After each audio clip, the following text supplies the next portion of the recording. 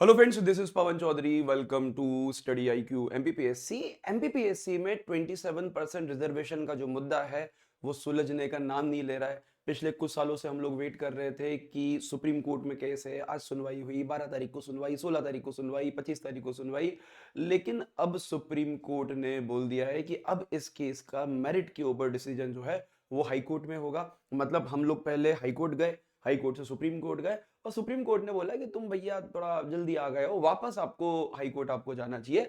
तो आज के पेपर में न्यूज है कि सुप्रीम कोर्ट ने कहा मध्य प्रदेश में ओबीसी आरक्षण पर फैसला राज्य सरकार को, स्टेट गवर्नमेंट को आपको करना होगा। अरे बहुत विचित्र स्थिति मध्य प्रदेश के लिए आपको बनी हुई है। अब सुप्रीम कोर्ट में इसमें स्पेशली बोलना है कि जो आर्टिकल 32 है कॉन्स्टिट्यूशन का, जिसके अंतर्गत आपको कॉन्स्टिट्यूशनल रेमेडी, संवैधानिक उपचारों का अधिकार आपको मिलता है, तो उस अधिकारों में सुप्रीम कोर्ट के पहले हाई कोर्ट के अंदर जो सुनवाई है वो सुनवाई होना जरूरी है। और उसके कारण जितने भी स्टूडेंट्स हैं जो प्रोविजनल की लिस्ट में है या जिनका ओबीसी में सिलेक्शन हो चुका है, अगेन वहां की भी प्रोविजनल लिस्ट में है, उन स्टूडेंट्स में 14% स्टूडेंट जनरल वाले और 14% स्टूडेंट ओबीसी वाले, इनका भविष्य जो है वो अभी भी अधर में अटका हुआ है। अब कोर्ट ने बोला क्या, मैं आपको बता देता हूँ। कोर्ट ने सिंपल बोला है कि अलग से एक विशेष अनुमति याचिका एसएलपी जो है, एसएलपी कोर्ट में आपको लगाई गई। और इसके बाद में कोर्ट ने आपको बोला कि स्पेशली मैं आपको बता दूं कि मध्य प्रदेश हाईकोर्ट के जो चीफ जस्टिस हैं, इनको बोला गया कि ये मेरिट के ऊपर इस केस की सुनवाई करें, इस केस की हियरिंग यहाँ पर आपको करें।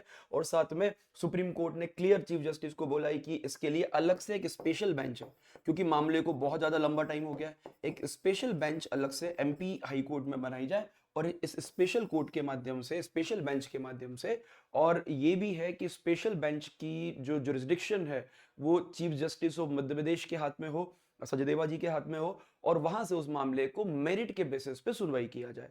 अब जैसा मुद्दा मध्य प्रदेश का है, वैसा मुद्दा एक समय महाराष्ट्र का भी हुआ करता था, मराठा आरक्षण का, जो सुप्रीम कोर्ट ने रिजेक्ट कर दिया। उसके साथ में सेम मैटर छत्तीसगढ़ के साथ में भी फंसा हुआ है।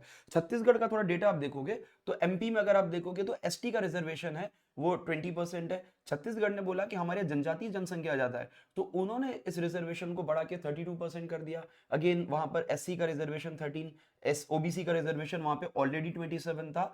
मध्य प्रदेश में 2019 में कमलनाथ सरकार ने ओबीसी रिजर्वेशन को 14% से बढ़ा के 27% कर दिया। और उसके बाद मध्य प्रदेश में जो टोटल रिजर्वेशन है वो टोटल रिजर्वेशन 73% हो गया था। और इसके खिलाफ कई सारी पिटिशंस, कई सारी याचिकाएं जो है वो सुप्रीम कोर्ट में आपको लगाई गई थी, हाई कोर्ट में लगाई गई थी। हाई कोर्ट में सुनवाई हुई, फिर मामला सुप्रीम कोर्ट में गया, और सुप्रीम कोर्ट ने अब बोल दिया कि भाई साहब अब इसकी सुनवाई जो है वो हाई कोर्ट में ही होगी। अब इसका इम्पैक्ट क्या पड़ रहा है? उसका इम्पैक्ट कि 2019 के बाद जब ये रिजर्वेशन लागू हुआ, 19, 20, 21, 22, 23, 24, 25, 26, कितने साल हो गए? 8 साल। 8 साल अगर आप लिखोगे तो 8 साल से जो एमपीपीएससी की जो एग्जाम हो रही है ना, 8 ईयर, 8 ईयर में जो एमपीपीएससी की सिविल सर्विस की जो एग्जाम हो रही है, सिविल सर्विस के अलावा दूसरी कई सारी एग्जाम्स हो रही है एमपी के अंदर, जो भी जैसे असिस्टेंट प्रोफेसर हो गया या दूसरे रजिस्ट्रार की एग्जाम हो गई, मल्टीपल एग्जाम, बहुत सारी एग्जाम अभी एमपीपीएससी ले रहा है। साथ में आपका जो व्यापम है, या उसको बोलते हैं एमपीईएसबी, एमपी एम्प्लॉयमेंट सिलेक्शन बोर्ड, या जिसको हम लोग व्यापम बोलते हैं, तो व्यापम की जो एग्जाम्स है, ये ऑब्वियसली बात है व्यापम की एग्जाम पे भी आपको लागू होगा।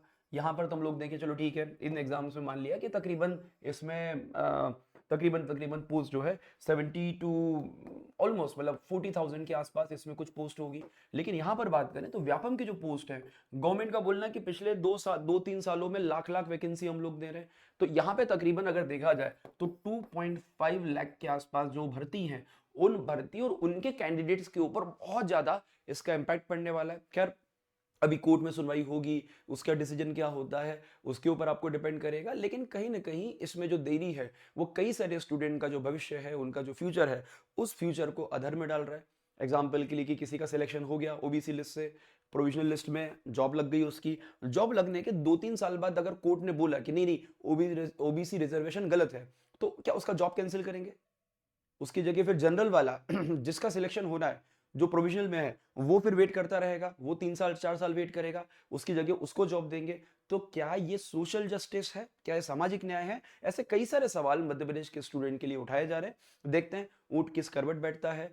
ईडब्ल्यूएस की तरफ या मतलब जनरल की तरफ या ओबीसी की तरफ, जहां भी हो, कहीं ना कहीं हमारे राज्य के जो स्टूडेंट है, हमारे जो स्टूडेंट्स हैं, वो स्टूडेंट इससे बहुत ज्यादा सफर कर रहे हैं। देखते हैं इन फ्यूचर कोर्ट इसका क्या डिसीजन देता है। होप फॉर द बेस्ट, जो भी हो वो नेचुरल जस्टिस और उसके अलावा जो एक प्रॉपर तरीके से जस्टिस लोगों को मिले। चलिए, thank you very much, have a good day.